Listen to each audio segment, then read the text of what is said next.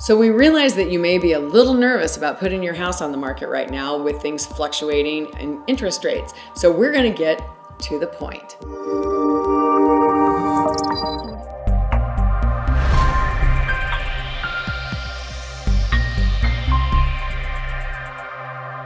So we already know that people get online, they start looking for houses, they look to see what looks interesting to them from a style perspective, things like that. Then they start kind of looking at what the prices really are. Then maybe they go and talk to their lender to see what they can actually afford.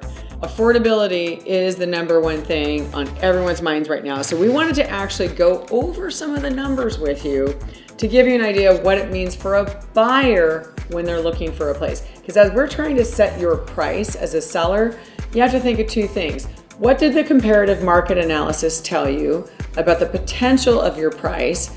But also, how does the interest rate environment affect who and how many buyers can purchase your home? So to give an example, we did an affordability matrix on this.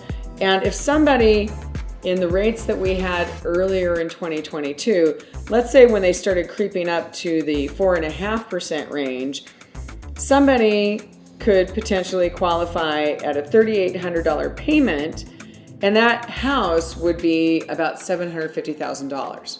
Now in today's environment, we have seen rates jump into the low sixes. So how that equates in numbers is at a 6% rate, we might see that that person who's trying to stay in a payment range between $3,500 and $4,000, what that means for the house price is $584,000 to $668,000. That's a pretty big difference compared to the $750,000 that we just were talking about, and it's anywhere from an $82,000 to $166,000 price point difference. What can you get in those different price ranges? $82,000 to $166,000 can mean a lot of difference in square footage. It might mean a completely different location. It might mean the difference between an upgraded bathroom in a primary suite, upgraded kitchen, a garage or a double garage. There's a number of different things that can fit into those price adjustments.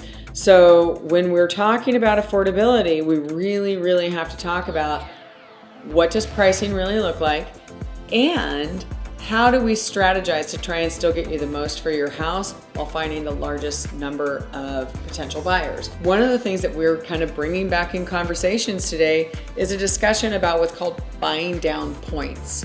So if you're a seller, you can provide a credit to a buyer that will help them afford to do that. Points are basically prepaid interest to the bank. Why would you do it? Well, if you can buy down the interest rate from 6% down to 4.5%, you can get a higher price for your house.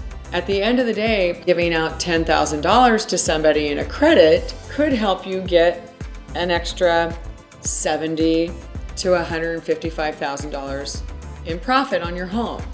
So don't be surprised if we bring up the subject, and it's because what we're trying to really do is to find the largest number of buyers for your home who can afford to purchase your home while we see the market shifting.